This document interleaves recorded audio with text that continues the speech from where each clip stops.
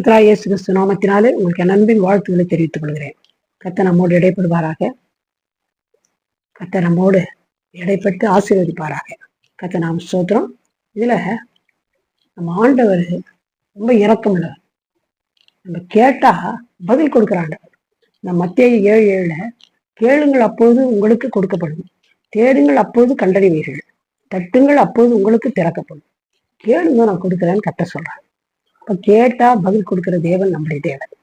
இதுல 1 நாளாகவும் 29:19 ஒரு ஜெபம் பண்றாரு பாருங்க.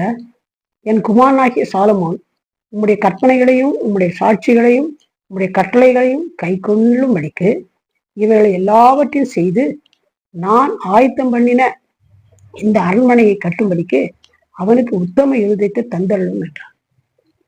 தாவீது ராஜாவுக்கு நல்ல மனசு. அவருக்கு என்ன வேணும் தெரியுமா?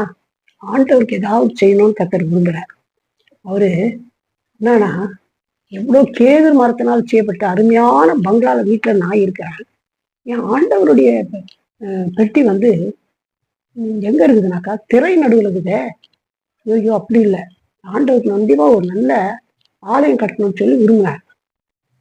சொன்னா தீர்க்கதரிசிக்கிட்ட சொல்றாரு, அதுக்கு நீங்க கட்டிடலாம், அதையே நான் கட்டுங்க. ஆனா அன்னைக்கு நைட்டே கர்த்தர் பேசினார். தாவி தீர்க்கதரிசி நாத்தான் நைட்டு, நீ சொல்லிட்டிய கட்டு, நீ கட்டுன்னு நீட்டே போய் சொல்லு. என்னன்னா, நீ எனக்கு கட்டக்கூடாது ஆலயம், நீ யுத்தத்தில் நிறைய ரத்தம் செஞ்சுட்ட, நீ கட்டக்கூடாது. யார் கட்டினா உன் மகன் தான் கட்டணும், சாலமோன்னு சொன்னார். அப்போ கூட அவங்க சொன்னான்னா, அதுக்கு என் மகன் நான் கட்டினேன், என் மகன் கட்டினேன், என் ஆண்டவருக்கு ஆலயம் கட்டணும் சொல்லிட்டு உடனே சரி நான் அதுக்கு ஒத்துக்கிறேன்னு சொல்லிட்டு அவர் என்ன பண்ணாருன்னா, ஆலயத்துக்கு வேண்டிய எல்லா பொருளும், பொன் வெள்ளி வெங்கலம் மரம் எல்லாத்தையும் எல்லாம் அவருடைய சேகரித்து கொடுத்து எல்லாத்தையும் அவர் கொடுத்து என் மகன் கட்டணும்னு சொன்னார். இவரு ஒரு ஜெபம் பண்றாரு. என்னன்னா, என் குமாரனாகிய சாலமோன் அவரு கற்பனைங்க கட்டளைங்க எல்லாத்தையும் சாட்சிங்க இதெல்லாம் கை கொள்ளணும்னா அவனுக்கு ஒரு ஆலயம் கட்டணும்னு சொன்னா அவனுக்கு உத்தம இருதயத்தை தாரணும்னு கேட்கணும். ஜெபம் பண்ணும்போது இது தாங்க அதை தாங்கன்னு கேட்கறது பெருசு இல்லை. நம்ம ஜெபத்துல கூட ஒரு நல்ல ஒரு காரியம் இருக்கு. என்ன பண்றாருன்னா, என் பிள்ளை ஆலயம் கட்டணும், அதுக்காக வேண்டி அவனுக்கு நல்ல உத்தம இருதயம் தரணும். உத்தம இருதயம் கொடுத்தாதான் அவன் என்ன பண்ணுவான், கற்பனைங்க சாட்சிங்க கட்டளைலாம் கை கொள்வான் சொல்லி கேட்கிறாரு. உடனே கர்த்தர் கிராண்டட், முடிஞ்சு போச்சு, கொடுக்குறேன்னு சொல்லிட்டார். அப்போ இதனால என்ன பண்ணார், கர்த்தர் பதில் கொடுத்தார். பதில் கொடுத்தது மட்டும் இல்லை, என்ன நடந்துச்சுன்னு சொன்னா, அவன் ஆலயமா கட்டினான். அவர் பெரிய ஒரு ஆசீர்வாதமா கர்த்தர் புகழ் பெற்றார். ஒரு ஆலயம் கட்டுறதுன்னா ஒரு பெரிய காரில் அது எல்லாமே பார்க்க ஆரம்பிச்சுட்டாங்க. அவருடைய புகழே அதிகமாயிடுச்சு. இப்போ நம்ம ஏதாவது செய்யறோம் கொடுக்கணும் ஆண்டவருக்குனா கூட அதுல ஒரு உள்ள நோக்கம் இருக்கணும். ஆண்டவருக்கு பிரியமா இருக்கணும், ஆண்டவருக்கு ஏதாவது செய்யணும், இந்த மாதிரி எண்ணம் இருந்தா அது உண்மையாவே அது நமக்கு ஆசீர்வாதமா இருக்கும். அடுத்தபடியா பார்க்கும்போது 1 ராஜாக்கள் 3ஆம் அதிகாரம் 4ஆம் வசனம். அப்படியே ராஜா பலியிட கிபியோனுக்கு போனான். அது பெரிய மேடையா இருந்தது. அந்த பலிப்பிடத்தின் மேல் சாலமோன் 1000 சர்வாங்க தகன பலிகளை செலுத்தினான். 1000 சர்வாங்க தகன பலிகளை யார் செலுத்துன்னு சாலமோன் செலுத்தின பிறகு அதுல 5ஆம் வசனம் 1 ராஜாக்கள் 3:5 கிபியோனிலே கர்த்தர் சாலமோனுக்கு ராத்திரியிலே சப்பனத்திலே தரிசனமாகி, நீ உன் விரும்புகிறதே என்னிடத்தில் கேள் என்று தேவன் சொன்னார். எப்போ 1000 பலிகளை செலுத்தினாலும் உடனே கர்த்தர் சொல்லிட்டாருன்னா, அப்போ விருப்பம் நான் சொல்லு, நான் செய்யறேன். நமக்குள்ள கர்த்தர் பலி செலுத்துறதுன்னா கர்த்தருக்கு பிரியமான காரியங்கள் நம்ம செய்யும்போது உண்மையா நம்முடைய ஜபத்துக்கு கண்டிப்பாக பதில் கொடுப்பாரு. கர்த்தர் கொடுக்குற ஆண்டவர் தான் இல்லைன்னு சொல்ல, ஆனா அதுல கூட நம்ம அவரை பிரியப்படுத்தி வாழும்போது, அவருக்கு பிரியமானது செய்யும்போது நமக்கு பிரியமானது அவர் செய்வார். சரி, 1000 பலி கொடுத்த உடனே கனவுல கர்த்தர் தோன்றி கேட்டாரு, சாலமோன் எனக்கு தரிசனமாக்கி, நீ விரும்புறது எனக்கு கேளுப்பான. கேட்டாக்கா அதுல 7ஆம் வசனத்துல, இப்பொழுதும் என் தேவனாய் கர்த்தாவே, தேவரீர் உமது அடியேனை என் தகப்பனாகிய தாவீதின் ஸ்தானத்தில் ராஜாவாக்கினீரே, நானோ என்றால் போக்குவரவு அறியாத சிறு பிள்ளையா இருக்கிறேன். 8ஆம் வசனத்துல, நீ தெரிந்து கொண்டதும் ஏராளத்தினால் எண்ணிக்கைக்கு அடங்காதுமான இலக்கத்திற்கு உட்படாதுமான திரளான ஜனமாகிய இந்த ஜனத்தின் நடுவில் அடியேன் இருக்கிறேன் சொல்லிட்டு உடனே கேட்டுக்க ராஜா கத்தரு. கேட்ட உடனே ஆண்டவர் இது கொடுங்க, ஆண்டவர் அது கொடுங்கன்னு தனக்கானவர் ஒண்ணுமே கேட்கலாம். என்ன சொல்றான், எங்க அப்பா ஸ்தானத்துல, ஏன்னா சாலமோன் தலைச்சம் பிள்ளை கிடையாது, அப்பதான் அவன் ராஜா வரணும். இல்லை, அவன் சின்ன பையன், அவங்களோட பெரியவங்களும் இருக்கிறாங்க. அவங்களெல்லாம் விட்டுட்டு கத்தர் சாலமோனை தெரிஞ்சுக்கணும், அவன் தாப்புடைய ஸ்தானத்துல ராஜா வாக்கிட்டார். சொல்றாரு, என்னை ராஜா வாக்கிட்டீங்க, எனக்கு இந்த ஜனங்க இஸ்ரவேல் ஜனங்க நிறைய பேர் இருக்கிறாங்க பாருங்க, அவங்கள நான் என்ன பண்ண முடியாது, அவங்க ஜனத்து நடுவில் நான் இருக்கிறேன். இந்த 9ஆம் வசனத்துல, ஆகையால் ஜனங்களின் நியாயம் விசாரிக்கவும் நன்மை தீமை இன்னதென்று வகையெடுக்கவும் அடியேனுக்கு ஞானமுள்ள இருதயத்தை தந்தரலும் ஏராளமாய் இருக்கிற இந்த உமது ஜனங்கள் நியாயம் விசாரிக்க யாராலே ஆகும் என்றார். பாருங்க, எனக்கு ஐஸ்வர்யம் வேணும், இவ்வளவு இந்த சத்துரு ஜீவன்லாம் வேணும், இந்த மாதிரி எதுவுமே கேட்கல. இது வேணும் அது வேணும் கேட்கல. அவன் கேட்டதுல ஒரு ஆசீர்வாதம் என்னன்னா, ஜனங்க உமது ஜனங்க, இஸ்ரவேல் ஜனங்க உமது ஜனங்கனால என்ன ராஜாவாக்கிட்டீங்க, இந்த ஜனங்களை நியாயம் விசாரிக்க இவங்களை ஆட்சியது என்னால ஞானம் போதாது, எனக்கு ஒன்றும் தெரியாது, அதனால யாராலையும் இவங்களுக்கு நியாயம் விசாரிக்க முடியும் சொல்லிட்டு கேட்டான். உடனே கத்த சொல்றாரு, 1 ராஜாக்கள் 3:10, சாலமோன் இந்த காரியத்தை கேட்டது ஆண்டவருடைய பார்வைக்கு உகந்த விண்ணப்பமா இருந்தது. கத்தா பாரு, நீ அடுத்த வருஷம் சொல்றாரு பாருங்க, ஆகையால் தேவன் அவனை நோக்கி, நீ உனக்கு நீடித்த நாட்களை கேளாமலும் ஐஸ்வர்யத்தை கேளாமலும் உன் சத்துருக்களின் பிராணனை கேளாமலும் நீ இந்த காரியத்தையே கேட்டு நியாயம் விசாரிக்கிறதுக்கு ஏற்ற ஞானத்தை உனக்கு வேண்டிக் கொண்டபடியினால் சொன்ன ஓ விண்ணப்பம் பதில் கொடுத்துட்டேன்றார். ஏன்னா ஆயுசு நாள் கேட்கல, இதை ஐஸ்வரம் கேட்கல, அது இது ஒன்றும் கேட்கல, நீ கேட்டது ஒரு காரியம் கேட்ட, நான் உங்க ஜனத்தை நியாயம் விசாரிக்கிறதுக்கு என்ன வேணும், எனக்கு ஞானம் வேணும், ரொம்ப உகந்த விண்ணப்பம். அதனால சொல்றாரு, உன் வார்த்தையின்படியே செய்தேன், ஞானமும் உணர்வுள்ள இருதயத்தை உனக்கு தந்தேன், இதிலே உனக்கு சரியான உனக்கு முன் இருந்ததும் இல்லை, உனக்கு சரியானவன் உனக்கு பின் எழும்புவதும் இல்லை. இதுவும் இன்றி 13ஆம் வசனம், நீ கேளாத ஐஸ்வர்யத்தையும் மகிமையும் உனக்கு தந்தேன், உன் நாட்களில் இருக்கிற ராஜாக்கள் ஒருவனும் உனக்கு சரியானவன் இருப்பதில்லை. பாருங்க, அவர் கேட்டது என்ன, தனக்கு வேண்டியது கேட்கல, தேவனுடைய பிள்ளைங்க ஜனங்க இஸ்ரவேல் ஜனங்களும் நியாயம் சாய்க்கு, எனக்கு ஞானம் இல்லை, எனக்கு நீங்க தான் ஞானம் தரணும்னு சொல்லி கேட்டப்போ அது கத்தருக்கு ரொம்ப பிரியமாயிடுச்சு. சரி, நீ கேட்டபடியே உனக்கு செய்துட்டேன்னு சொல்லிட்டு அதோடு கூட சொல்றாரு, சொல்ல 1ஆம் தேவன் ராஜ்யத்தையும் அவர் நீதியை தேவைன்னா இவளெல்லாம் கூட கொடுக்கப்படும் வசனம் இருக்குது. அப்போ நீ என்னுடைய காரியத்தை என் ஜனங்களை நியாயம் செய்துட்டேன்னு ஞானம் கேட்ட, அதோடு இல்லை அதையும் கொடுக்குற, அதோட கூட நான் என்ன செய்யறேனாக்கா ஞானமும் உணர்வுள்ள இருதயத்தை கொடுக்குறது மட்டும் இல்லை, நீ கேட்காத ஐஸ்வர்யத்தை தரேன், மகிமையை தரேன் சொல்லிட்டு, இந்த உன்ன போல இது முன்னாலே இருந்தது இல்லை ஞானம் தாங்க, அது பின்னால இல்லைன்னு கத்த சொல்லிட்டார். பாருங்க, இதெல்லாம் நமக்கு என்ன தெரியுதுன்னா, தன் ஜனங்களுக்காக கேட்டான், தனக்காக ஒண்ணு கேட்கல. கத்தர் அதுக்கு பதில் கொடுத்தது மட்டும் இல்ல, அவனையும் ஆசீர்வதிச்சாரு, அந்த ஞானமும் கொடுத்தாரு, ஐஸ்வர்யம் கொடுத்தாரு, எல்லாமே கொடுத்துட்டாரு. நம்ம கேட்கும் போது ரொம்ப ஜாக்கிரதையா இருக்கணும். இந்த மாதிரி ஜெபிக்கணும்னு கத்தர் விரும்புறார். அடுத்தபடியா இன்னொருத்தரை பத்தி பார்க்கணும். அது யாருன்னா அன்னாள் ஸ்ரீ 1 சாமுவேல் 1:10, அவள் போய் மனம் கசந்து மிகவும் அழுது கத்தர் நோக்கி விண்ணப்பம் பண்ணி, இந்த அன்னாளுக்கு என்ன இல்லைன்னா பிள்ளைங்க இல்லை. பெண்ணினாள் சக்கலத்துக்கு பிள்ளைங்க இருக்குது, இவளுக்கு பிள்ளைங்க அவ குத்தி குத்தி குத்தி குத்தி காட்டுறான், பிள்ளை இல்லைப்பா, அது உனக்கு இல்லை, உனக்கு பிள்ளை இல்லை, உள்ள நீ மலடி மலடி அப்படி பேசுறான். அப்படி சொல்லும் போது இவளுக்கு ரொம்ப வேதனை ஆயிடுச்சு. உடனே அவ ஒரு ஜபம் பண்றான். அன்னாள் என்ன ஜபம்னா, எனக்கு பிள்ளை வேணும், என் நிந்த நீங்கிறது மட்டும் இல்லை, ஊழியத்துக்கு சரியான ஊழியக்காரி இல்லை ப்ரெசண்ட், அதனால அந்த கேட்ட ஒரு ஊழியக்காரம் வேணும். அதனால என்ன கேட்கிறான்னா, சேனையின் கர்த்தாவே, தேவரீர் உம்முடைய அடியாளின் சிறுமையை கண்ணோக்கி பார்த்து உம்முடைய அடியாளை மறவாமல் நிலைத்தருளி உமது அடியாளுக்கு ஒரு ஆண் பிள்ளையை கொடுத்தால் அவன் உயிரோடு இருக்கும் சகல நாடும் நான் அவனை கத்தருக்கு ஒப்பு கொடுத்தேன், அவன் தலையின் மேல் சவரகன் கத்தி படுவதில்லை என்று ஒரு பொருத்தனை பண்ணினார்.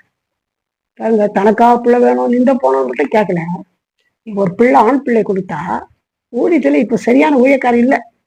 ஏழி தாத்தா ஒரு மாதிரி இருக்கிறாரு, அவங்க பிள்ளைங்களும் என்னது பயங்கரமான பசங்க இருக்கிறாங்க, ஊழியத்துக்கு தகுதி இல்லை. இந்த நேரத்துல ஊழியக்கார் இல்லாத நேரத்துல எனக்கு ஒரு ஆண் பிள்ளை கொடுத்தா அந்த பிள்ளைய நான் அப்படியே கொடுத்துட்றேன். அது சவன் கத்தி படாது. அவன் ஜீவன நாளெல்லாம் கூலி செய்யணும், ஊழியத்துக்கு ஒப்பு கொடுத்துறேன்னு ஜெபம் பண்ணலாம். கத்தர் என்ன பண்ணாருன்னா அந்த ஜபத்தை கேட்டார். ஜபத்தை கத்தரு கேட்டார். கேட்டு என்ன பண்ணான்னா அவன் நிந்தியை கிராண்டட் போ கட்டிச்சு. அந்த நிந்தியை நீக்கிட்டு ஒரு பிள்ளைய கொடுத்தாரு. அந்த பிள்ளைய அப்படியே எடுத்துன்னு போய் கத்திரி பால் மறந்த உடனே ஊழியத்துல விட்டுட்டா. சொன்ன மாதிரியே செய்யலாம். நம்ம பொருத்தனை பண்றது பெருசு இல்லை, கேட்கறது பெருசு இல்லை, அதை நிறைவேற்றினது ரொம்ப முக்கியம். நானும் பார்த்துருக்கிறேன். பிள்ளைல ஆண்டவரே, பிள்ளைல ஆண்டவரே எனக்கு கொடுக்க ஆண்டவரே, கொடுத்தா ஊழியத்துக்கு கொடுத்துறேன். கணவன் மாதிரியும் வந்து கேட்பாங்க, ஜெபம் பண்ணுவாங்க. பிள்ளை பிறந்து பெரியவன் ஆகி நல்லா படிச்சுட்டு எக்ஸாம் எழுதி கவர்மெண்ட் ஜாப் வந்துட்டா கற்றுட்டு விட மாட்டாங்க. போனால் அவங்க என்ன பண்ணுறாங்க, மனம் திரும்பாத, ரசிக்கப்படாது, குடிச்சுட்டு வச்சு சுத்துறாங்க. கத்துக்கிட்டு ஜாக்கிரதையா இருக்கும். பொறுத்துனா நீ பண்ணினா கண்டிப்பா செய். அதான் அண்ணாளுடைய ஒரு நல்ல குணம். பிள்ளையே இல்லாத பிள்ளை பிறந்துச்சே, இந்த பிள்ளையே கொஞ்சம் கொஞ்சினுக்கலாம் நான் யோசிக்கல. பிள்ளை கேட்டா கொடுத்துட்டீங்க, இந்த போயிடுச்சு, அவ்வளவுதான். பிள்ளைய ஊழித்துக்கிட்டு அப்படியே பால் மறந்த உடனே கொஞ்சம் குழந்தையா இருந்தான்னு வசனம் சொல்லு. குழந்தையாக்கும் போதே ஊழித்துல விட்டாங்க. அவன் சின்ன குழந்தை இருந்தா ஊழியம் செய்தான் பாருங்க. அதை பார்த்து கத்தரு 5 பிள்ளைகளை கத்த கொடுத்தாரு பாருங்க. அவன் நிந்தையும் நீங்கிச்சு, 5 பிள்ளையும் கிடைச்சிச்சு. அது மட்டும் இல்லை, அவருடைய மன விருப்பம் ஊழியம் வேணும், ஊழியம் வேணும்னு சொல்லிட்டு ஊழியத்துக்கு ஊழியனாவே கொடுத்துட்டான். இப்போ எவ்வளவு ஆசீர்வாதம். இதெல்லாம் நம்ம பார்க்கும்போது அந்த ஊழியனா கொடுத்ததுனால அந்த சாமியல் பேர் வச்சாங்க.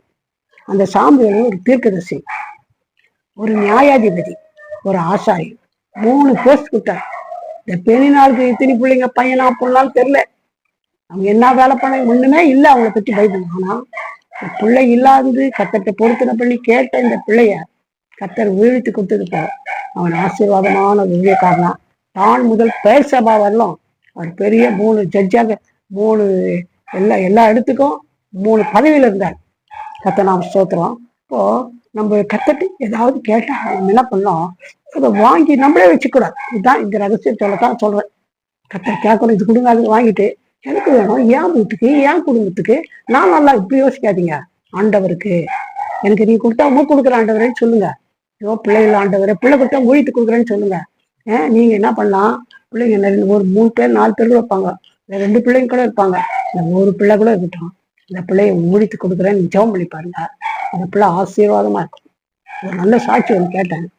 அவங்களுக்கு ஒரு பையன் ஒரு பொண்ணு, 2 பேரும் சரியான படிப்பு, சரியா படிச்சாங்க. டாக்டர் ஒருத்தர், இன்ஜினியர் ஒருத்தர், எல்லாம் படிச்சு முடிச்சுட்டு பிறகு வேலைக்கு அனுப்பலாம் அவங்க 2 பேரும் ஊழியத்துல. எப்படி ஊழியம்னா கல்யாணம் பண்ணாத ஊழியம், கல்யாணம் பண்ணாதே பிள்ளைங்க ஊழியம் செய்யிட்டு கொடுத்துட்டாங்க. எல்லாம் கேட்டாங்க, என்னையா பிள்ளைங்க இருக்குது 2 பேரையும் ஊழியத்துக்கு விட்டுட்டீங்க, இவ்வளவு பேர் படிச்சு, அதுவும் கல்யாணம் கூட பண்ணாத வச்சுட்டீங்கன்னா. இல்லை, கல்யாணம் எல்லாம் எனக்கு பெருசு இல்லை, என் பிள்ளைங்க தேவன ராஜ்யத்துக்கு உழைக்கணும், தேவன் ராஜ்யத்துக்கு ஆத்துமாக்களை சம்பாதிக்கணுங்க, அதுதான் பெருசுன்னு இன்னைக்கு ஆசீர்வாதமா அவங்க இருக்கிறாங்க. நீங்க அப்படி செய்வீங்களா? கத்தருக்காக என்ன கொடுக்குறோம் யோசிச்சுப்பாங்க. கேட்கறதுக்கு முன்னாலும் ஒரு தீர்மானம் பண்ணுங்க, நல்ல தீர்மானம் பண்ணுங்க. என் பிள்ளை கொடுத்தா பிள்ளைங்க கூலித்து கொடுக்குறேன்னு சொல்லுங்க, பணம் கொடுத்தா பணத்துல இவ்வளவு காணிக்க கொடுக்குறேன்னு சொல்லுங்க. எனக்கு முன்னால முடிஞ்சான ஆலயம் கட்டி எத்தனையோ பேர் இதுல இருக்கிறாங்க, மரத்தடியில் ஆராய்ச்சிங்கிறாங்க. பிள்ளை கொடுத்தா என்ன பண்ற, பிள்ளைய கொடுக்குறேன், பணத்தை கொடுத்தா என்ன பண்றேன், பணத்தை நான் ஆலயம் கட்டி கொடுக்குறேன். இது மாதிரி ஒரு நல்ல தீர்மானம் பண்ணுங்க. இந்த வேலையை கொடுத்தா அந்த வேலையை கொடுத்தா கூட பரவாயில்ல, நான் அம்மா கூலி செய்யறேன். ஒரு நாள் சாட்சி கேட்டேன், பெரிய பாஸ்டர் ஹைதராபாத்ல. அந்த பிள்ளை இன்ஜினியரிங் முடிச்சுட்டு வாலிப்பையன், நல்ல போஸ்டிங் ஹைதராபாத் கட்சி, அவங்க வீடு வேற எங்க இருக்குது. அங்க வந்தவொடனே அவங்க அம்மா சொல்லி அனுப்பிச்சாங்களாம், தம்பி நீ முதல்ல இந்த பாஸ்டர் கிட்ட போயிட்டு உனக்கு எப்பப்போ ஃப்ரீயா இருக்கிறதும் எடுத்து தங்கிக்கிறார், நீ எப்போ லீவோ எப்போ ஃப்ரீயோ உடனே நேராக பாஸ்டர் கிட்ட போ, என்ன நான் என்ன வேலை சொன்னாலும் செய்யறேன். அதே மாதிரி இந்த பையன் பாருங்க, போனா ஐயா எதனா சொல்லுங்க, சர்ச்சுக்கு நான் இதெல்லாம் செய்யறேன் நீங்க சொல்லுங்கன்னு கேட்டா அவர் சொன்னாராம், என்ன வேலை தெரியா, இவ்வளவு பெரிய படிப்பு வச்சிருக்கிறேன், நான் உங்களுக்கு என்ன வேலை, அது என்ன வேலைன்னு சொல்லாதீங்க, நான் டாய்லெட் கவுத்துக்கு ரெடியா இருக்கிறேன், சர்ச்சு துடைக்கிறதுக்கு ரெடியா இருக்கிறேன், எல்லா வேலையும் அப்படியே செய்தாராம். அந்த பாஸ்டர் சொன்னதை நான் கேட்டேன். எல்லாம் வந்த உடனே என்னைக்கு லீவோ என்னைக்கு ஃப்ரீயா நேரம் வந்து சர்ச்சை துடைக்கிறது, மைக் செட்டு வைக்கிறது, பாய் போடுறது, சர்ச்சுக்கு சேருங்களை துடைக்கிறது, டாய்லெட் இவ்வளவு வேலை செய்யறாரு. இப்போ அந்த பிள்ளை ஆசீர்வாதமா கத்தர் மாற்றிருக்காரு. அந்த பெற்றோர் எப்படி வளர்த்துக்கிறாங்க பாருங்க. நீங்க அப்படி செய்ய முடியுமா? ஊழியத்துக்காக பயன்படுத்துறேன், இல்ல கத்தர் எனக்கு வேலை கொடுத்தா வேலையை விட்டு கூட நான் என்ன பண்ணுவேன், ஊழியம் செய்யற நீங்க சொல்ல முடியுமா? இந்த தீர்மானம் செய்யுங்க. அப்போ இதுதான் கத்தர் நம்மளத்துல எதிர்பார்க்கிறேன். எனக்கு சுகம் கொடுங்க ஆண்டவரை, சுகம் கொடுத்தா நமக்கு ஊழியம் செய்யறேன். ஒரு ஊழியக்காரனா அவர் இந்து, கம்ப்ளீட் இந்து, அவர் என்ன பண்ணாராம், ஹார்ட் ப்ராப்ளம், ரொம்ப ஹார்ட் ப்ராப்ளம். இனி பிழைக்க மாட்டேன், 6 மாசம் தான் உனக்கு டைம், நீ போகலாம், என்ன ட்ரீட்மெண்ட் நான் முடியாதுன்னு சொல்லிட்டாங்க. அப்போ ஏதோ கடவுள் கொடுத்தா ஜீவன், அவ்வளோதான. உடனே ஒரு சாமி உள்ள ஒரு கோயில் உள்ள எல்லாத்தையும் பார்த்தா நல்லாவே ஆகல. சரி சாவரம் 6 மாசத்துல அந்த கிறிஸ்துவ கடவுளை கும்பிட்டுட்டு போய் சாவலாமே போனான் சர்ச்சுக்கு. போனா அவருக்கு ஜோமெல்லாம் பணம் தெரியல. பின்னால போய் உட்காந்து, ஆண்டவரு எல்லாரும் சொல்லிட்டாங்க செத்து போடுங்க 6 மாசத்துலன்னு. எனக்கு நீங்க ஜீவன் கொடுத்தா நம்ம உழைக்கிறாண்டவர், ஊழியம் செய்யறாண்டவர், எனக்கு ஜீவன் கொடுக்குறீங்களான்னு கேட்டாங்க. அதுக்கு முன்னாடி தூக்கம் வராத நைட்ல. அன்னைக்கு நைட்டு நல்லா தூங்கலாம், சமாதானமாக தான். அல்ல இது ஜபம் எப்படி கிடைச்சிச்சுன்னு அடுத்த வாரம் போனாங்க. 1 நிமிஷம் ஜபம் தானா, எனக்கு ஒன்றும் தெரியாத ஆண்டவரே, சோகம் கொடுத்தா உழைக்கிறேன், அவளும் நல்லா ஆயிடுச்சா. அப்புறம் 3வது வாரம் போனாங்க, அதே ஜபம் தான், 1 நிமிஷம் ஜபம் தானா. இன்னைக்கு எக்கச்சக்கமான ஆத்துமாக்களை கத்துட்டு கொண்டாந்துக்கிறாரு, நல்லா ஊழியம் செய்யறாரு, அருமையா குடும்பமா ஊழியம் செய்யறாரு. ஒரு டிவி சேனலே ஒன்று போட்டுக்கிறாங்க, இதுலயே டிவியில அவ்வளோ பேருக்கு வாலிபர் மக்கள், லட்சக்கணக்கான வாலி பசங்க மனம் திரும்பிட்டாங்க. வாலிபர் ரிட்ரீட்ஸ் அப்பப்போ வைக்கிறாரு, டிவி சேனல்ல போல எவ்வளோ ஊழியக்காரி அவுட்லாவாரு. எனக்கு ஒன்றும் ஜெபம் பண்ண தெரியாது, எனக்கு ஒண்ணுமே தெரியாது இயேசு பற்றினாரு. எப்போ இயேசுக்கு ஒப்பு கொடுத்தாரோ கர்த்தர் அவர் ஆசீர்வாதமா நடத்துறாரு. ஆனால் இப்படி நீங்க செய்து பாருங்க, நம்ம கர்த்தர் கொடுத்தா வாங்கி நமக்காக வச்சுக்கூடாது, ஆண்டவருக்கும் கொடுக்கும் போது பல மடங்கா கர்த்தர் நம்மை ஆசீர்வதிப்பார். இப்படி ஜெபம் பண்ணி பாருங்க, கர்த்தர் உங்களை ஆசீர்வதிப்பார். இப்படி ஜெபம் பண்ணலாம். எங்களை நேசிக்குதான பரம்பிதாவே, நல்ல வேலைக்காக நன்றி விட்டுருக்கிறேன் ஐயா. இந்த பாதப்பள்ளியில வர தேவையை கொடுத்த நல்ல தருணத்துக்காக நன்றி விட்டுருக்கிறோம். நான் கட்டாவே நன்றி விட்டுருக்கிறேன் ஐயா. நல்ல வேலைக்காக நன்றி விட்டுருக்கிறோம். ஆண்டவரை கேளுங்க போய் கொடுக்கப்படுன்னு சொன்னீங்களே ஆண்டவரே, முஸ்தோத்திரம். ஏதோ தேவையில்லை, எவ்வளோ பிரச்சனை இல்லை, எவ்வளோ மக்கள் இதை கேட்டுக்கொண்டிருக்காங்கப்பா. இது கிடைக்கலையே, எனக்கு பிள்ளை இல்லையே, எனக்கு பணம் இல்லையே, எனக்கு கடனா இருக்குதே, எங்க பிள்ளைங்க சரியா படிக்கலையே, இவ்வளோ பிரச்சனையா இருக்குதுன்னு நான் கேட்குறாங்கப்பா. அது என்ன பிரச்சனையா இருந்தாலும் ஆண்டவரே, இப்போது நாங்கள் 3 பேர் ஜெபித்து கேட்டோம், சாட்சிகளை கேட்டோம்ப்பா. அப்படி தீர்மானம் பண்ணி உமக்காக நீங்க கொடுக்கறதுல வாங்கி உமக்கு கொடுக்கும்போது அதை நீங்க சும்மா விட மாட்டீங்க, 100 மடங்கு ஆசீர்வாதமா திருப்பி தருவீங்கப்பா. அந்த மனதை கேளுக்க கொடுங்க. யார் யார் கேட்கிறாங்க அவங்களோட தொடர்ந்து பேசுங்க.